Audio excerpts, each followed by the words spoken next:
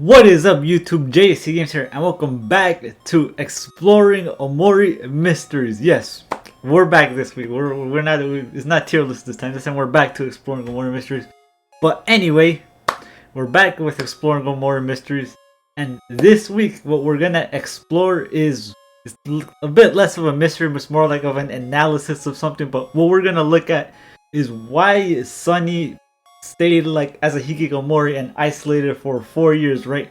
Like, why did he stay like this? Why did he never tell the truth for this whole time and everything? It's pretty much what I'm gonna look at. And I don't know, it's kind of not like a mystery, it's kind of more of like an analysis, but I'm gonna go into it anyway. So let's see why Sunny stayed like a hikikomori for all these years. Alright, so first of all, spoilers. Like, if you didn't know, we're gonna go over the truth and everything, but spoilers, we all know the truth, right? We all know what happened. So Sunny and Marie happened, they were arguing in the stairs, and then Basil was like, hey, let's stage it as let's stage it as a suicide.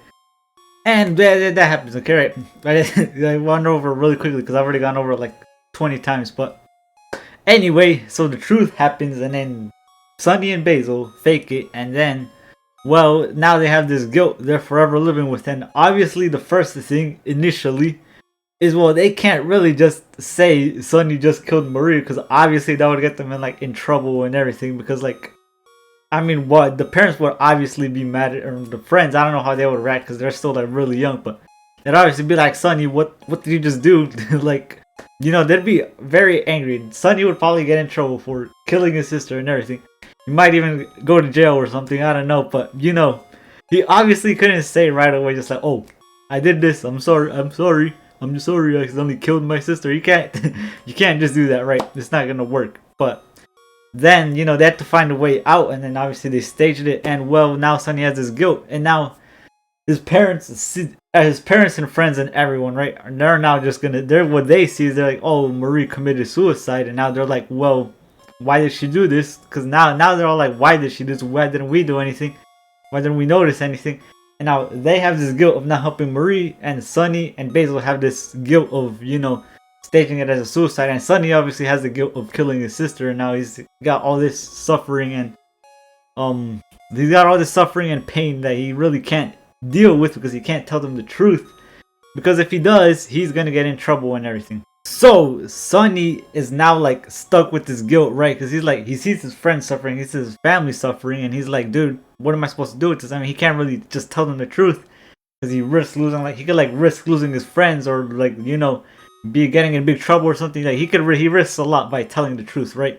So he's like, I can't really do that. So he's like, whoa, I have to find some way to cope with this. And well, he does. Obviously he does, but well, quite obviously it was not the best ways to cope, right? Then Sunny kind of stops going to school, right? He's just like, whoa, I'm not gonna go, because he's dealing with all this pain and everything, which is like, that's reasonable, right? Like, any child, especially after their sibling died, they'd be depressed and sad, and they'd definitely not want to go to school. Like, personally, I wouldn't want to go to school if my sibling died. Obviously, I wouldn't want to do anything for a while, but it's an obvious, I guess, symptom of what happens if someone important in your life dies. Well, you're just not gonna want to do anything. You're gonna depress for a bit.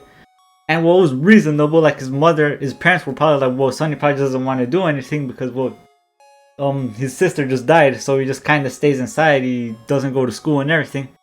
And yeah, but at the same time, Sunny just kind of stuck with his guilt and everything. He can't tell everyone. Can't tell anyone, so he's just kind of in his room, stuck with his emotions, and he's just like, whoa, he's dealing with all this stuff in his own head, and he doesn't know how to deal with it, obviously, because he's only 12, right?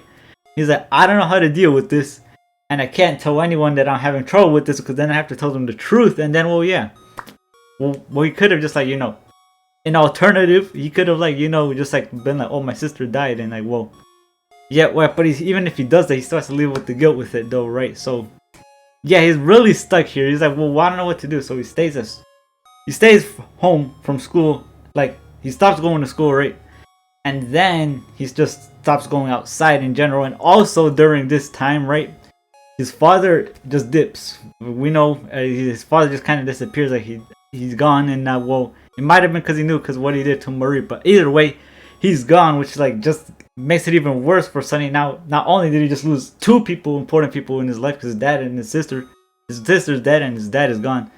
And now he's like, well, now I pretty much only have my mother and my friends, and I can't tell them anything because if I told them, they'd probably be mad at me or something because I would be telling them the truth. And you know, he did an unforgivable thing, right?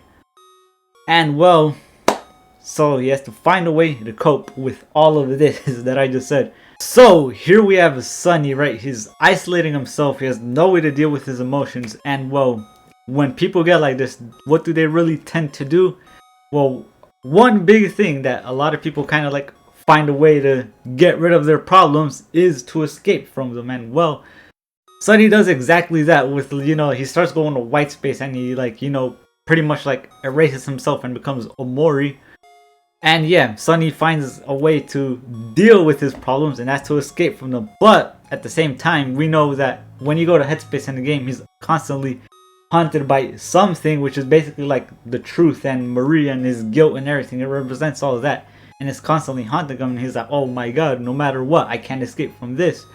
But either way, he just like buries it deeper and deeper, right? That's why like black space exists. He buries his problems deeper and deeper, and he just, you know, stays in this happy place in headspace, and he's like, wow, everything's okay, everything's fine. But in reality, nothing is okay. I'm sorry, Basil, nothing is going to be okay at this rate. And well, especially, you know, after Hikikomori route happens and everything. But this isn't, we're talking about the true ending, right? So yeah, Sunny escapes through headspace, and it is not very good for his head to just like escape from his problems and everything, even though because they're constantly still there, he never really deals with them. So now Sunny just kind of, you know, just escaping through his problems and not dealing with them, but even then he's still being haunted by something and he can't really escape them.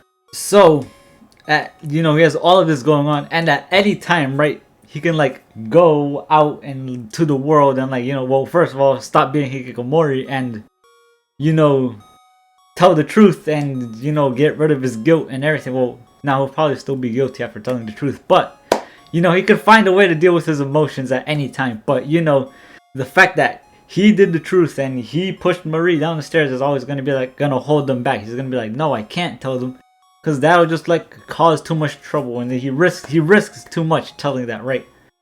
So basically he's like stuck in this cycle. He's like, oh, I'm in headspace, I'm happy, oh no, here's something, should I tell them the truth? Oh no, I can't, I should bury this deeper and well, spend more time in headspace, then I'll be happy again. And then the guilt comes back, and then he's like, should I tell the truth? And then he escapes even more, and it's just a constant cycle of like, you know, this suffering of him wanting to escape, but then he convinces himself it's not worth it, and now he's stuck forever.